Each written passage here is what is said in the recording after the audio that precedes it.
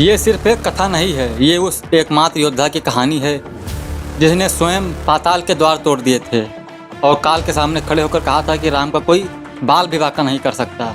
आज हम जानेंगे वो सच्चाई जो बहुत से कम लोग जानते हैं, पाताल में हुई हनुमान और अहिरावण की लड़ाई के बारे में। एक ऐसी लड़ाई जो स्वर्ग, पाताल और मृत्युलोक से तीनों से परे थे। लंका दहक रही थी और युद्ध अपने अंतिम चरण पर था।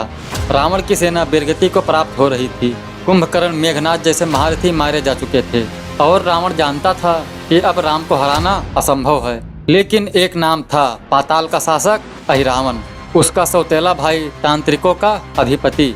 रावण ने अपने मंत्रियों की सलाह से एक आखिरी दांव चला। अहिरावण को बुलवाया, अंधेरों से ढका, मंत्रों की गूंज में बसा वो पातालवासी अहिरावण, जो एक बार किसी को उठाकर ले जाए तो वापस आना असंभव है। अहिरावण को संदेश भेजा गया, राम और लक्ष्मण को पकड़कर ले आओ और उन्हें भगवान शिव को बलि दो, जिससे मेरी विजय होगी। अहिरावण मुस्कुराया, उसकी आंखें अब अंगारे बन चुकी थी और उसने कहा, राम और लक्ष्मण अब मेरे हैं। वानर सेना थके हुए थे और राम और लक्ष्मण भी कुटिया में विश्राम कर रहे थे। अहिरावण ने मायाजाल फैलाया। वो एक साधारण राक्षस नहीं था, वो एक मायाजाल का मास्टर था। उसने विभीषण का रूप लिया और सीधा राम के पास जा पहुंचा। हे प्रभु, शिव पूजन का समय हो गया है। राम और लक्ष्मण समझे विभीषण ही है और वो उसके साथ चल पड़े। लेकिन वो विभीषण नहीं था, वो था अहिरावण। उसने राम और लक्ष्मण को अपने रथ पर बिठाया और एक ही पल में अदृश्य होकर पाताल लोक की ओर प्रस्थान कर दिया। किसी को पता नहीं चला, प्रभु राम और लक्ष्मण पाताल लोक में पहुंच चुके थे। सूरज उगने को था। प्रभु राम के दर्शन कहीं नहीं हो रहे थे, लक्ष्मण भी दिखाई नहीं दे रहे थे। सारी वानर सेना में हलचल मच गई। हनुमान ने ध्यान लगाया, उनके हृदय में हलचल हुई और उन्होंने विभीषण को बताया। विभीषण ने फिर ध्यान किया और उन्होंने कहा, ये काम अहिरावण का हो सकता है, जो पाताल लोक का राजा है। हनुमान की आंखें जल उठी जैसे आकाश से बिजली गिर रही हो। उन्होंने कहा, राम को कोई छू भी नहीं सकता है जब तक कि मैं जीवित हूँ। उन्होंने तुरंत पाताल लोक का रास्ता पकड़ लिया। लेकिन पाताल लोक जाना इतना आसान नहीं था। वहाँ न कोई मार्ग है, न कोई द्वार, वहाँ केवल रहस्य है और मृत्यु। हनुमान एक पर्वत पर चढ़े और वहाँ उन्होंने अपनी गदा से जमीन पर प्रहार किया। जमीन फटी और पाताल लोक का द्वार दिखाई दिया।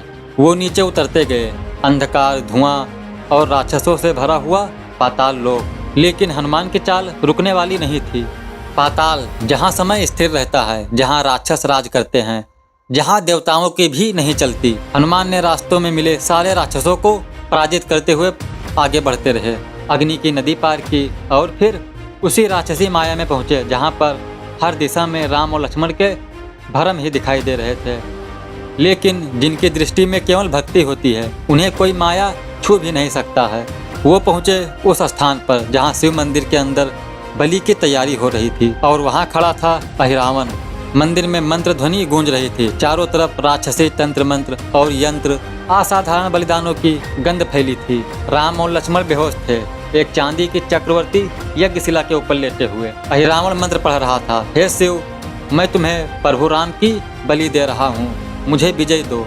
लेकिन तभी द्वार टूटा और अंदर प्रवेश किया एक दिव्य रूप, श्री हनुमान। पूरा पाताल लोक थरथरा उठा। बोलो बजरंगबली की जय। अहिरावण ने कहा, मूर्ख वानर, तुझे क्या लगता है तू मुझे रोक सकता है?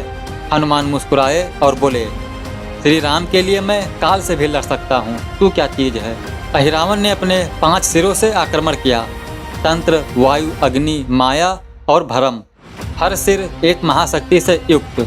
लेकिन तभी हनुमान ने अपना रहस्यमय पंचमुखी रूप धारण किया। पूर्व दिशा में हनुमान, पश्चिम में नरसिंह, उत्तर में गरुण, दक्षिण में वराह और ऊपर हयग्रीव। 5 मुखों से 5 सिर पर प्रहार हुआ और एक ही क्षण में अहिरावण के सभी सिर कटकर गिर पड़े। मंदिर शांत हो गया, यज्ञ की अग्नि बुझ गई और प्रभु श्री राम की रक्षा हो गई। हनुमान ने दोनों भाइयों को उठाया और अपने कंधे पर बिठाया और उसी मार्ग से वापस लौट आए विजय के साथ। वानर सेना ने जब देखा कि प्रभु श्री राम लौट आए हैं, युद्ध भूमि में फिर से जयकारे गूंज उठी। राम ने कहा, हनुमान, तुमने वो कर दिखाया है जो शायद देवता भी नहीं कर सकते। तू सेवक नहीं, तू मेरा प्राण है। और तभी से पंचमुखी हनुमान की पूजा प्रारंभ हुई, जो न केवल बल, बुद्धि और भक्ति के प्रतीक हैं, बल्कि समय, मृत्यु और माया को हराने वाले देवता हैं। अगर आपको ये कथा प्रेरणादायक लगी हो तो इसे अपने परिवार, मित्रों और हर राम भक्तों तक पहुँचाएँ। और अगले भाग में जानिए हनुमान और काल का रहस्य। तो भाइयों, सब्सक्राइब करें इस धर्म यात्रा चैनल को, क्योंकि यहाँ हर कथा में छुपा है एक दिव्य रहस्य। अब मुलाकात होगी अगली वीडियो में, तब तक के लिए बहुत बहुत धन्यवाद। जय श्री राम।